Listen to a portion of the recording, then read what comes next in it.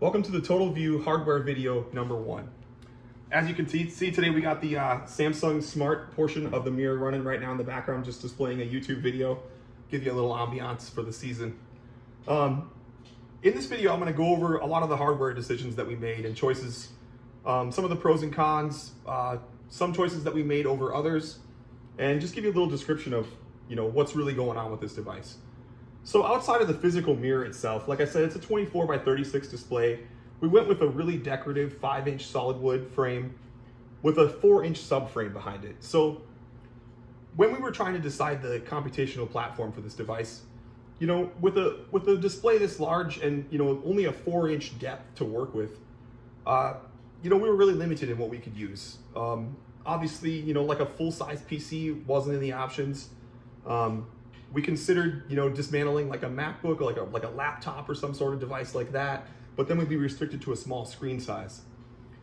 So we ended up landing on microcontrollers. And when we narrowed it down, we had 2 specific microcontrollers in mind. We had the ESP32 and some form of a Raspberry Pi device. Well, when researching some of the Pi devices, we ended up on the Raspberry Pi 4. We went with the 8GB model just because it's a powerful machine. It's pretty compact. We've got 4 USB devices, 4 USB slots on here. There's a LAN setup.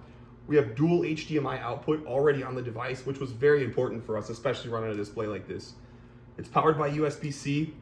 And the best choice the biggest choice that we made in it all is that it comes with a native supported camera operating on its own 30-pin cable connection, which was, huge for the device that we were looking for.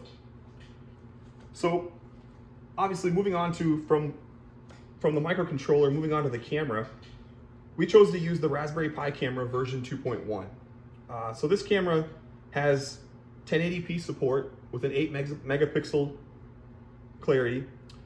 Like I said, it operates on its own 30-pin cable. It uses a Sony lens, and it's a really high quality device. It's a big step up from the version 1 that was previously produced. So this is the mount here. If I go ahead and set it here, like I said in the documentation, all the peripherals are mounted behind the mirror so the user can't see them and doesn't know what's going on. So we made this little mount here that goes in the back, and then we also have our PIR sensor mounted to it. And the PIR sensor was sort of implemented to protect our device's display. One of the things when we were developing this device was, making that consideration that, let's say a user wants to display one individual screen, for hours on end. That's definitely going to impact the longevity of the device, and we wanted to protect the user from that, from damaging the display. So we implemented this PIR sensor, which uses motion of a large object to create an electric signal that'll go ahead and sleep the device if it doesn't see that signal for a set period of time. And the user can change that. We have it set right now for like 60 seconds. So like I said, this mounts behind, the Pi itself mounts behind as well.